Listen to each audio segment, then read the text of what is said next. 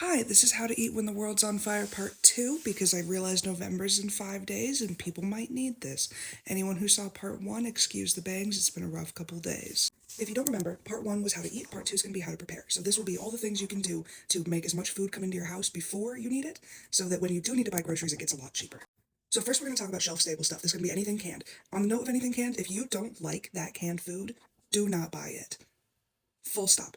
But canned veggies, canned peppers, any unopened sauces. If it's in the fridge, it doesn't count. We need canned stuff. Chicken stock, rice, big bags of rice. Big bags of rice. Pasta, you can get it bulk in bulk at Winco. Peanut butter, quinoa, curry paste, shelf-stable milk, soups, tomato paste, bouillon cubes. These are all things that are really important to have ahead of time. You can get the cheapest ones for like $1. You can get them at food banks. You can get them on sale. Shop the coupons. It doesn't really matter. Just get them.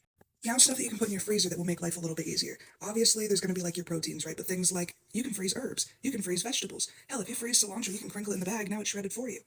Cauliflower rice, which is just cauliflower chopped up real small like rice, so you can season it however you want, and then you're getting a full serving of vegetables. You can get a head of cauliflower and chop it down, or you can buy this frozen.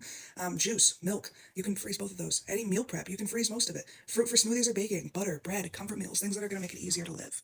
Then there's your proteins, right? This is the kind of stuff that you could put shelf stable or in the pantry, but things like chicken, steak, ground beef, I think you can freeze tofu. Soybeans, you definitely can freeze. Beans, quinoa, nuts can all be shelf stable. Now, this is what I call supplemental nutrition. This is things that you add into food that you already make to make it a little more bulked up. You can add nuts, you can switch rice for quinoa or cauliflower rice. Raw vegetables or frozen vegetables or canned vegetables can always be added.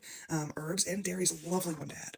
Now, this is pantry staples because I don't care if you don't know how to cook, I'm sure you know how to read a recipe. Flour, sugar, brown sugar, white vinegar. You can make a lot of food with white vinegar and baking powder, or maybe baking soda, but you don't even need yeast. If you want yeast, get it. Salt, seasoning salt, pink Himalayan salt, seasonings, yeast, rice, oil, butter, eggs, optional. Stock up on cleaning supplies. Degreasing dish soap or Dawn is the one thing that I will splurge on even if I have no money. Salt, white vinegar, Pine Sol or Fabuloso, these can all help you clean naturally with not a lot of money involved. Paper towels, sponges, towels, Windex, baking soda. Isopropyl alcohol is dirt cheap and cleans fucking everything.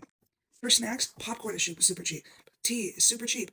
Bake your own pastries. Fresh fruit can get really expensive, but you can trade for it. You can get it at the discounted section of Fry's and the clearance. You can get dairy, yogurt, or cheese pretty cheap if you go not the name brand.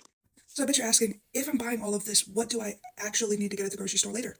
Really only fresh produce, dairy, and replacements for ingredients you use up. If you have all of this in back stock, you can probably make meals for, I don't know, a month before you even need to go to the grocery store. Don't know why anyone would need to not go grocery shopping for the month of November, but this might be helpful. Oh, this key point at the little bottom of here. When you buy shelf stable or frozen ingredients, buy multiple. If you think you need one, buy three. Now, I know this is like a foreign concept for a lot of people, so I'm wondering what scares you the most about what I've talked about. I'd love to hear it in the comments. I'd love to hear any input in the comments, and I'd love to hear if this helps you out.